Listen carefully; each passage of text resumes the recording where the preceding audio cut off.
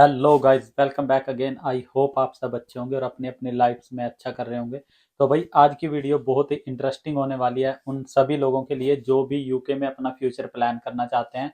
जो भी लोग यूके में स्टडी पे आना चाहते हैं अपकमिंग ईयर्स में, हम आज उनके लिए बात करेंगे कि वो कौन कौन से कोर्सेज हैं जो आपको लेके यूके में आना चाहिए, जो इस टाइम जॉब की डिमांडिंग में भी हैं और आपको स्पॉन्सरशिप जॉब लेके आगे सेटल डाउन होने में भी हेल्प करेंगे, जिनके थ्रू आप बहुत जल्दी सेटल हो सकते हैं यूके में। तो भाई आज हम दोनों बैचलर के लिए भी और मास्टर्स के लिए भी कुछ ऐसे कोर्सेज के बारे में बात करेंगे जो आपको स्पॉन्सरशिप दिलवाने में हेल्प करेंगे आपके फ्यूचर में। तो विदाउट वेस्टिंग टाइम हम वीडियो कर लेते हैं शुरू। जिन्होंने भी अब तक चैनल को सब्सक्राइब नहीं किया है, प्लीज सब्सक्राइब दिस चैनल, क्योंकि मैं यहाँ पे इन्फॉर्मेटिव वीडियो बनाता रहता हूँ। तो भाई जब भी हम यूके में आने का प्लान करते हैं, जैसे आप अपनी स्टडी प्लान करते हो, तो सबसे पहला क्वेश्चन जो स्टूडेंट के माइंड में आता है वो आता है कि हमें यूनिवर्सिटी किस रैंकिंग की लेनी चाहिए। तो भाई अगर मैं यूके के बारे में बात करूं तो यूके की जो मार्केट है वो स्किल बेस्ड मार्केट है। यहाँ पे आप किस यूनिवर्सिटी में, किस रैंकिंग की यूनिवर्सिटी में आ रहे हो वो डजेंट मैटर। तो आपको जब भी अपना कोर्स सेलेक्ट करना है तो आपको जो चीजें ध्यान में रखनी है वो मेन होती है। आपके कैंपस की लोकेशन क्या है, उसकी इंटरनेशनल स्टूडेंट सपोर्ट कैसी है, अगर आपका कोई जानकार वहां पे पढ़ रहा है तो आप उससे पता कर सकते हैं उस चीज के बारे में। और जो आप कोर्स लेके आ रहे हो उसका फीस स्ट्रक्चर आपको अफोर्डेबल हो। ये नहीं हो कि आप 20-25,000 पाउंड की फीस लेके यहाँ पे आ गए और तो बाद में आपको स्ट्रगल करना पड़े। आपका जो कोर्स है वो यूके की जॉब मार्केट के अकॉर्डिंग डिमांड में होना चाहिए। या तो वो शॉर्ट ऑक्यूपेशन लिस्ट में होना चाहिए या उसकी जो जॉब है उसकी रिक्वायरमेंट्स होनी चाहिए यूके की मार्केट में, तो आप वो कोर्स ही सिलेक्ट करो तो ज्यादा बेटर रहेगा।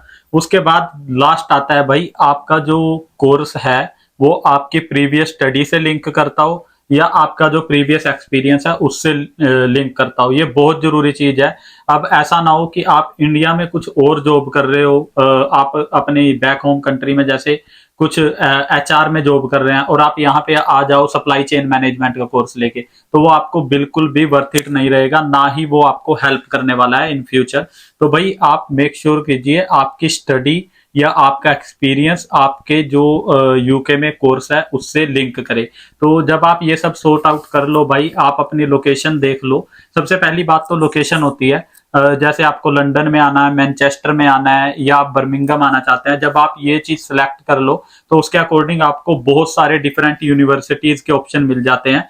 चाहे वो बर्मिंघम हो, लंदन हो या वो मैनचेस्टर हो, यहाँ पे बहुत सारी यूनिवर्सिटीज हैं जो बहुत तरह के कोर्सेज प्रोवाइड करती हैं। तो भाई जब आप ये सिलेक्ट कर लो तो उसके बाद आता है आपका मेन कोर्स, आपको क्या लेना चाहिए। तो आगे हम इसके बारे में बात करते हैं।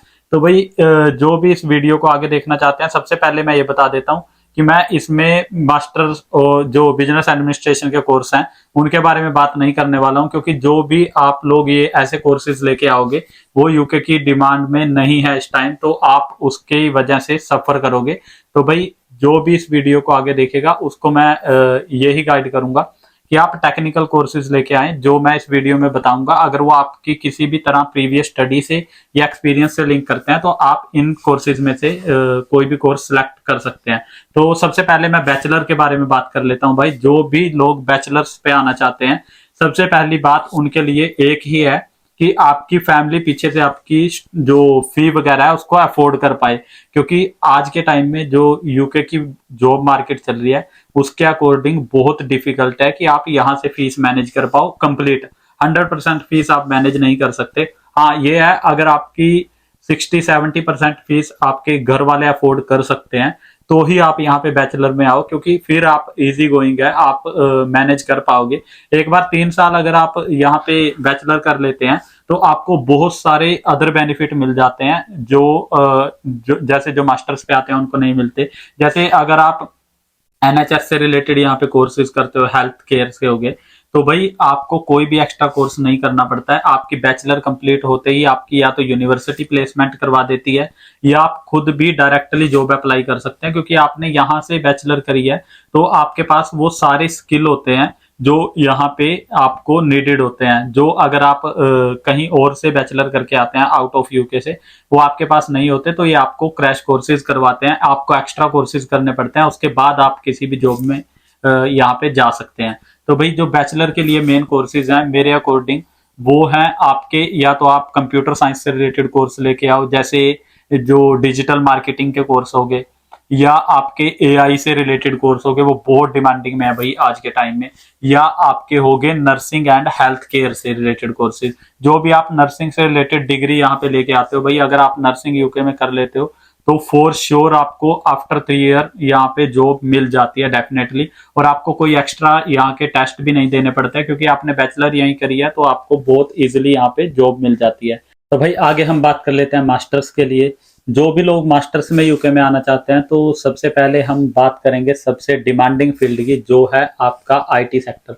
तो भाई अगर आप आईटी सेक्टर में प्रीवियसली आपने स्टडी की हुई है या आपका एक्सपीरियंस है, तो आप यहाँ पे लेके आ सकते हैं MSc in data science and data analytics, या आप लेके आ सकते हैं एमएससी इन साइबर सिक्योरिटी, आप MSc in computer science in tech भी लेके आ सकते हैं। भाई ये कुछ कोर्सेज हैं जो बहुत ज़्यादा डिमांडिंग में रहते हैं, जैसे एमएससी इन डिजिटल मार्केटिंग हो गया, बहुत डिमांडिंग कोर्स है भाई। इस तरह के कोर्सेज अगर आप लेके आते हैं तो आपको स्पॉन्सरशिप बहुत ईजी हो जाती है। आगे हम बात कर लेते हैं भाई, अगर आप फाइनेंस से रिलेटेड आना चाहते हैं तो आप एमएससी इन फाइनेंस लेके आ सकते हैं, MSc in finance and audit management लेके आ सकते हैं। भाई जो भी जैसे अगर आपका फाइनेंस बैकग्राउंड है तो आप ट्राई करो फाइनेंस से रिलेटेड ही कोर्स लेके आओ। यहाँ पे जो नॉर्मल मैनेजमेंट कोर्सेज होते हैं वो आप लेके ना आओ, क्योंकि उससे आपके फ्यूचर में कोई भी बेनिफिट नहीं होने वाला है। अगर मैं हेल्थ केयर की बात करूं भाई, तो आप एमएससी इन पब्लिक हेल्थ लेके आ सकते हैं, बहुत डिमांडिंग कोर्स है। अगर आप एमएससी इन पब्लिक हेल्थ कर लेते हैं तो आपको बहुत इजीली जॉब मिल जाती है, वो भी स्पॉन्सरशिप जॉब, जिसके थ्रू आप यूके में सेटल कर सकते हैं।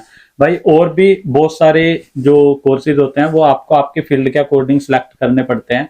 जैसे अगर आप टेक में है तो टेक से रिलेटेड कोर्सेज आप सिलेक्ट कीजिए, अगर आपका बैकग्राउंड फाइनेंस है तो आप फाइनेंस से रिलेटेड कोर्स सिलेक्ट कीजिए, अगर आप हेल्थ केयर में आना चाहते हैं तो हेल्थ केयर से रिलेटेड कोर्स सिलेक्ट कीजिए। ठीक है, अगर आप कुछ भी जैसे normal MSc in business management लोग लेके आ जाते हैं यहाँ पे, ठीक है, आपका पीछे प्रीवियस एक्सपीरियंस कुछ और होता है, यहाँ पे लोग सप्लाई चेन मैनेजमेंट के कोर्सेज लेके आ रखे हैं। ठीक है भाई, प्रोजेक्ट मैनेजमेंट के कोर्सेज लेके आ रखे हैं वो लोग जिनका पीछे बैकग्राउंड मैनेजमेंट का है, सॉरी मेडिकल बैकग्राउंड है। तो भाई अगर आप इस तरह के कोर्सेज यहाँ पे लेके आओगे तो वो आपको वर्थ इट नहीं है, और ना ही आपके फ्यूचर में कोई हेल्प करने वाले हैं। तो भाई ये कुछ कोर्सेज थे एमएस जो मास्टर्स है उनके लिए भी, और जो बैचलर पे आना चाहते हैं उनके लिए भी। इससे अलग भी बहुत सारे फैक्टर रहते हैं जो पर्सन टू पर्सन डिपेंड करते हैं। अगर आपको किसी भी तरह की कोई भी हेल्प की नीड होती है या आपको कुछ भी समझ ना आए तो आप मुझे इंस्टा पे डीएम कर सकते हैं, यहाँ पे मेरी इंस्टा आईडी मेंशन है भाई।